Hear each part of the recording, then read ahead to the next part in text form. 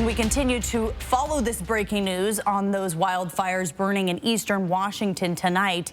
Thousands of people forced to leave their homes that have burned, and at least one person who died because of a fast-moving wildfire near Medical Lake.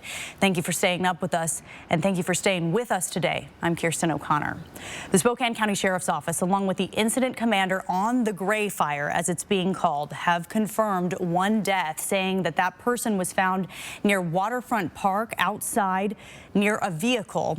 And the danger is not over tonight. We are looking now at where people are still being told to leave near Medical Lake. The area shaded in red on your screen, you can see it has expanded. In just the last few minutes, more orders have been added for an area south of Medical Lake. People in the yellow box there on your screen need to be ready to leave at a moment's notice. All evacuations for the city of Cheney have been canceled. The evacuation center for the Gray Fire has been moved from Cheney High School to Spokane Falls Community College.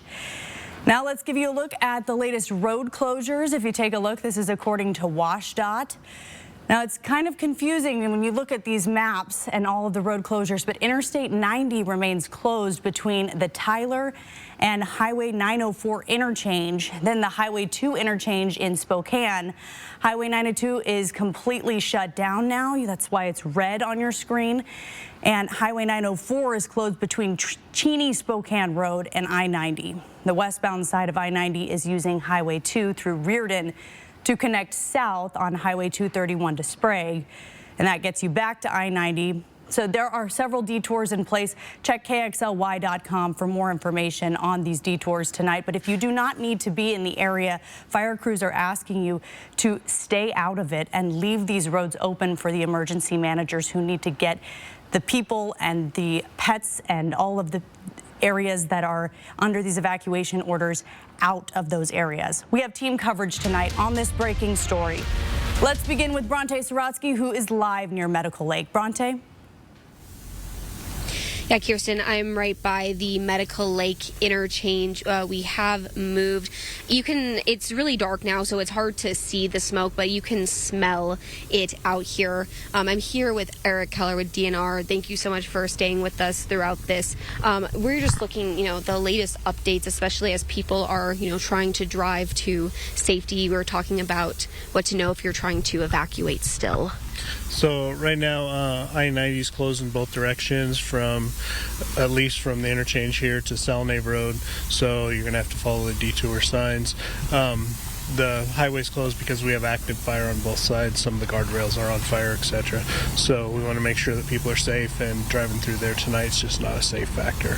Yeah, definitely. And I was able to go through I-90 earlier. Another DNR person took me through, and you could see the damage. You could see fires burning. It was smoke filled the air. I mean, it was a scary sight for sure. And another thing we talked about, the wind's picking up. What factor is that going to be tonight as crews continue to work on this fire? So just like everything else, if the wind is moving the fire, it becomes a lot more dangerous, a lot more hard to control, especially at night when you can't see what's going on or in the ground you haven't seen. So we want to make sure that all the crews are safe. So we have crews on fire all night long trying to gain ground and get more containment, but right now it's 0% contained, and about 3,000 acres is an estimate. Well, we appreciate all that you guys are doing to keep everyone safe, and we are going to keep you guys updated throughout this continuously, also throughout the weekend, and we'll just keep you up to date with the latest updates. For now, reporting live near Medical Lake, Bronte Sorotsky, 4 News Now. Bronte, thank you. One of our photographers took this photo at Granite Lake around 5 o'clock tonight. In it, you can see the flames getting closer to this home. And now watch. Just a few moments later, the whole area was engulfed in flames. Now, this is just one of at least 3 homes that our Natalie Grant saw burn as she was covering this fire tonight. She joins us now live from downtown Cheney. And Natalie, what are you seeing at this hour from Cheney? Well, Kirsten, I'm here in downtown Cheney, where, as you can see behind me, there's quite a lot of traffic coming through First Street here. A lot of the traffic from I-90 has been detoured through the city of Cheney here, so things are really stop and go. Lots of trucks that you would normally see on a highway coming through this town here. But, and as a reminder, as you mentioned, there are no evacuations currently in place for Cheney. Earlier today, there was level 1s, but those have since been downgraded.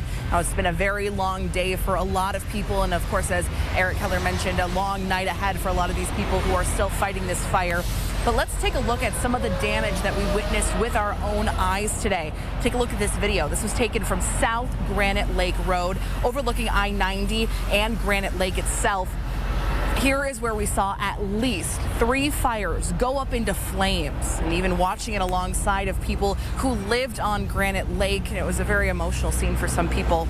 There were hugs shared and tears shed by many as they watched the fire put up these black plumes of smoke that indicated that there were more structures burning over there. Looking at a map, dozens of homes were over in that Granite Lake area. We also saw neighbors helping neighbors today in many different situations. I spoke with Anthony Steffens and Julie Yielding at Cheney High School when it was set up for that evacuation center earlier today. They rescued more than a dozen animals out of their friend's home from Medical Lake, dropping everything that they had going on just to lend a hand. We rescued 14 cats and 2 dogs out of our friend's house. We were within about 1,000 yards of the fire line. Yeah. We watched one house go up, and so we got out of there.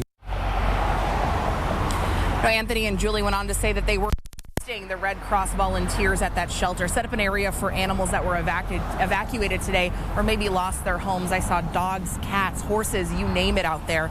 And as you've been hearing all night, level 3 evacuations are still in place today. And we were sitting in some of that traffic that was coming towards Cheney, evacuating from the fire line today. And just based on that experience, I would say if you're in an evacuation area, go sooner rather than later so you don't get caught in a sticky situation. But Kirsten, I'll send things back to you in the studio. A very busy live look from Cheney. Thank you, Natalie. Well, devastation and heartbreak in Medical Lake and the surrounding area tonight. As we just saw, homes have burned and the city has been evacuated. What you're looking at now are homes that once stood on Grant and Stanley in Medical Lake. Many of them now reduced to ash and rubble. Our Rania Kaur reports. This is just one street corner of Medical Lake. Ashes are falling down from the sky, while many houses are still standing right here on Stanley and Grant. Just around the corner, a lot of homes have burned down. I don't think it's hit yet, so it's just, yeah. Fires where homes once stood on Stanley Drive and Grant Avenue. Growing up, Garrett Rolston can't help but remember the memories. You know, growing up in this small town, having, you know, everyone knows each other. We're close-knit in this town, and it's a real unfortunate thing, especially here. You know, growing up, having some of the best 4th of July parties, and it's just an unfortunate thing. While Rolston is grappling with what his hometown and now current home looks like, he also knows the road ahead. I mean, there's nothing left, right? All their personal items, everything, their memories are unfortunately gone. I wanted to come back into town and make sure, you know, people are okay, didn't need help with anything. And here I am. It'll take time. People will come together. It's a great community. In Medical Lake, Rania Kaur, 4 News Now.